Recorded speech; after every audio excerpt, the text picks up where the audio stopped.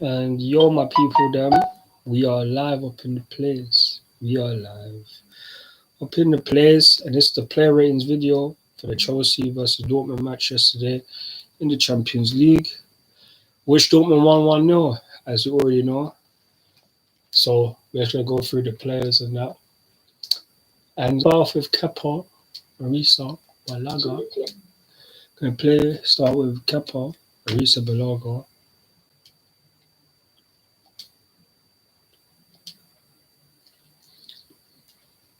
So Kepa, good game from you.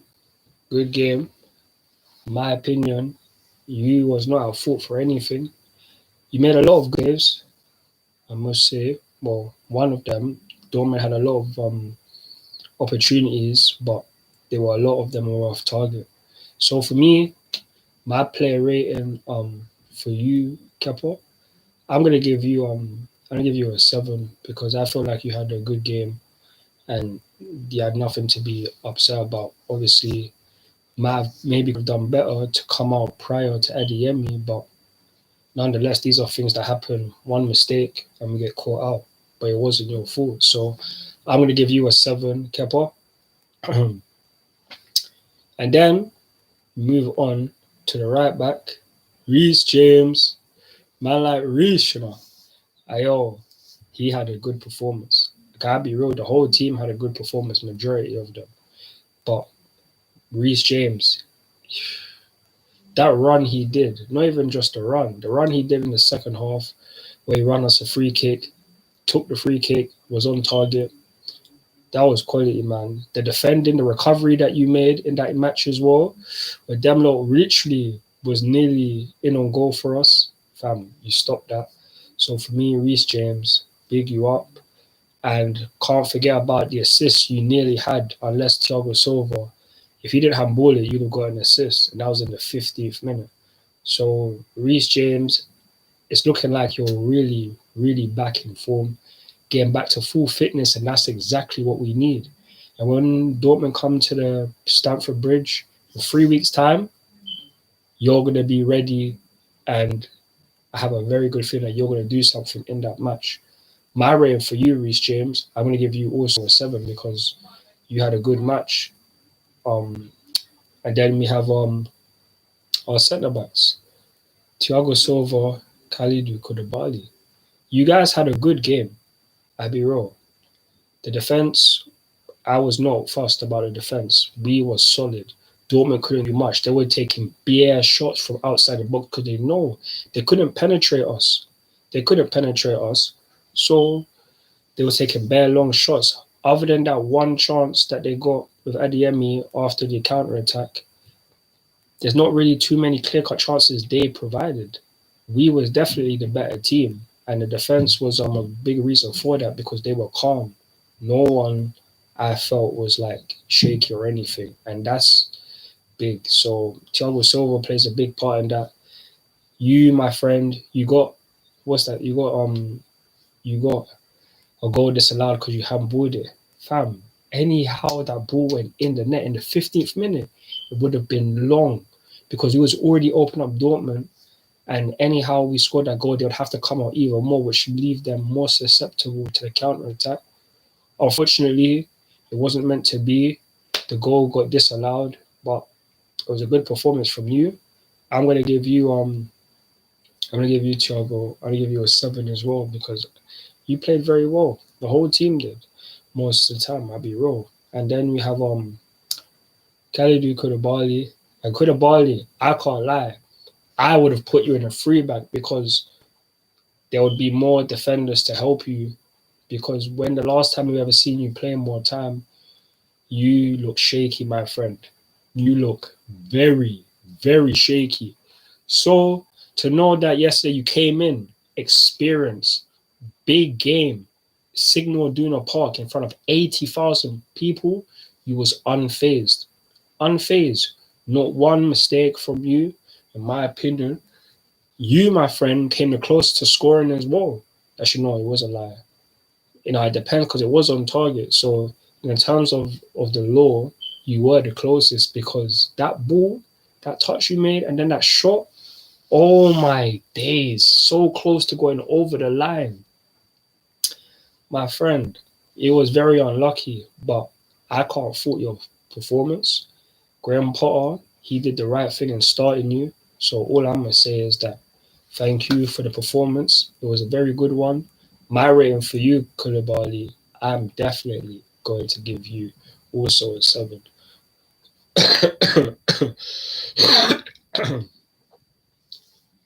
And then we have Ben Chilwell, man like Chile, You got taken off in the match as well. You got a kick. Hopefully you're alright. I haven't seen any updates about you in terms of will you be fit, but we will hear that tomorrow when we have the press conference for the Southampton match on the weekend. So we're gonna get a lot of injury news tomorrow and see what going. But overall, good performance from you.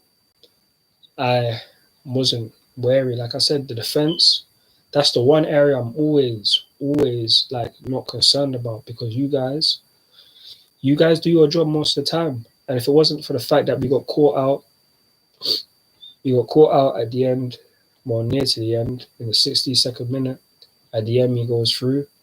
We keep a clean sheet because Dortmund they could try, but they couldn't score unless they got us 1-1. That's it. The game was definitely ours. We played the better football over the whole match. Fair enough. In the first leg, the first half, Dortmund might have played it a little bit better, but in the second half, completely dominated that match. From when they got that goal, they set up shop. They weren't trying to do much. They weren't trying to do nothing like that. So I'll be real. I'll be real, man. We're just gonna have to wait and see what's going on in the place. But yeah, Ben Chilwell, I'm gonna give you a 6.5. Actually, I'm gonna give you a 7 because you guys played well. And then after that, you go into the midfield. Ruben Loftus-Cheek, yes, because I knew he was gonna start. Even from the last game when you played West Ham, I would have wanted you to start because of your physicality, because of your like your big game prowess, because this is a big match. But you can't forget, a man like Ruben Loftus-Cheek, he was playing in that team last year when we beat Real Madrid at the Bernabeu. He was influential in that match. Can't forget games like Tottenham this season as well. This guy here, high IQ, like he might not be the player that has to start every single game or can start every single game, but if he's in the squad, I'm telling you, he can do a job. Man like Ruben Loftus-Cheek, big you up because you had a good game. I can't lie, no faults from you. You and Enzo bossed that midfield. Bellingham were on nothing. Them and there were on nothing. They didn't do nothing for Presley the whole entire match. No one in that midfield could ever say that, oh yeah, we played better than Enzo and Ruben Loftus-Cheek. No. Ruben, you held it down. I'm so happy for your performance. Hopefully you can start again this weekend because that's 2 games in a row that you started and you played very well. Third game against Southampton, hopefully you can start because you deserve it. You deserve it. But good performance from you. I'm also going to give you a 7. Big you up. Big you up. And then we move on to Enzo Fernandez. And Enzo, woo, good performance. Obviously, I have to talk about the negative first. The fact that you was the last man against Adeyemi. Damn, man. Like, a part of me wishes you might have fouled him, but if I'm going to be honest, you did the smart thing. You're not trying to foul him because you know you're the last man. Any sort of tackle, because that's a clear goal scoring opportunity based on the pace that my man has. Any wrong move, penalty. Facts. It will be a pen. So you did what you could. Try to ease him off, not trying to give him not trying to give him clear path, but it couldn't be enough. And it's just unfortunate that the one time we get caught out, we get punished. But that is the Champions League. That is how it goes. But other than that, Enzo, the amount of shots that you had, especially the one near to the end, where we're thinking, yep, it's going to go top bins. No, that keeper Coble, fam. This guy, he was a menace, fam. The amount of shots he saved, especially ones when I was inside the box, whether that was Joao Felix, Koulibaly. Oh my days. Oh my days. It was a very good performance, but Enzo, um you against Bellingham, you definitely came out on top in my opinion. So that was the clear jewel I was looking at, because you two are basically the two wonder kids, the two centre midfielders who people are going to be thinking in the next generation. You two will be up there. So it's a good performance from you. You outshone him, even though their team got the win, in my opinion. But there's still a second leg to come. Part 2 will come, and Enzo will win part 2, same way he did part 1. So, my bro Enzo, I'm also going to give you a 7. I'm going to give you a 7. And then we have our attackers. Mikhailo Mudryk. Oh, not the best player on the pitch. I'd be real to you, man. I'd be so real. You were not the best player on the pitch, and not in the team either. The thing about you is that man will give you a lot of leeway due to the fact that your season ended in like November. You didn't play throughout that whole period of time until you came to Chelsea. Just been doing training. That ain't the same. And now you have to adjust to a new league.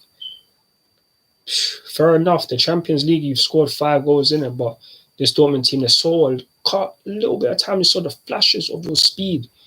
Good defending by Schlotterbeck, because anyhow we didn't make that challenge, you are in. You are in, and you, my friend, will get that goal. But it wasn't meant to be. So unfortunate. In my Champions League, I have a Champions League Sky Sports. A Champions League fantasy football. You was the captain of the team. I fully felt that you was going to score, because the way Dortmund play, for you to get in behind, yeah, man, that would have been excellent. But it just wasn't meant to be. Dortmund handled you very well. But I'm as pleased to see that you and Ben Shaw have a much better partnership, because you was getting into the game a lot more than in any other game you played so far this season. And why? Because Cucurella weren't playing. So we got to see more out of Mudryk. We didn't get to see the best of Mudryk. We got to see more out of him based on the fact that Ben Shaw was playing. That's why I always big up Ben Shaw, because he, my friend, will get in behind, make those runs so that Mudryk could either cut inside or do something. But good. We need a better performance from you, Mudryk. If for a Chelsea perspective, you was probably the worst player on the pitch. So I'm gonna give you a 5, because it was an average performance. Everyone overall basically had a good game, but overall you didn't have a best match. So 5 for you, Mudryk. Hopefully you can improve in the next game. I hope that you score at Stamford Bridge. And also, I really hope that you score against Southampton this weekend, because damn, man, we need a goal from you. We do. So hopefully you can get that on Saturday at 3 p.m. But then now we're gonna move on to the right hand side, where we played Hakim Ziyech. Ziyech, actually, I don't know. Did Ziyech do a lot? He linked up with Reece James and that a lot, but I'm not quite sure. Because Ziyech didn't really do a lot for me. So maybe he might get the same as Mudryk, because damn, man, I don't know what he did really in that match. I could be wrong. You guys let me know in the comments if I am wrong, because damn, man, what did Ziyech actually do in that match? I don't really know. You guys have to let me know on that one. For that, no, I'm going to have to give him a 5, because actually even a 4, because I really don't know what he did. So honest with you. Yeah, man. But then we have Joao Felix, and this way it gets interesting, because Joao, oh my friend, Mr. Control the game for us, Mr. Make the chances for us. You didn't have your shooting boots. Why? 2 goals you definitely should have had, in my opinion. The one where you hit the bar, and there was also another one. I know there was another one. I can't necessarily remember the phase of play, but I know there was another one that you should have scored. And boy, everything you do is brilliant. The build-up play, excellent. 1-2s, inside, out, drifting left, right, middle. You do all of that. But now, come like you've been at Chelsea for too long, you're getting that bug where you can't score. Fair enough, and people will be saying that, yep, against Atletico Madrid, he didn't score that many goals. But man's gonna be real. That's La Liga, man. Champions League is different. In my opinion, you definitely should have scored that. You, my friend, need to back up your ideas and score them goals, because I know you're not a finisher, but you are the closest thing to a finisher that we have in this team right now, because we don't really have a prolific goal scorer. So we will be looking for you, because you're the one that's going to be controlling the game and making the chances. And most of the time, if it doesn't fall to Havertz, the chances will fall to you. So, my friend, please work on your finishing, score them goals. Don't be like the other attackers we have at this club that really can't score bare goals, please. We can't allow that. But other than that, my rating for you, João Felix, I'm gonna have to give you a 6.5. I'll be real.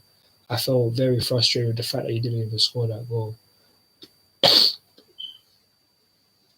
So, yeah, man. It is what it is. And then we're gonna have Kai Havertz, who, surprisingly for me, you had a good game. You did. I saw you get in behind bare times, look threatening.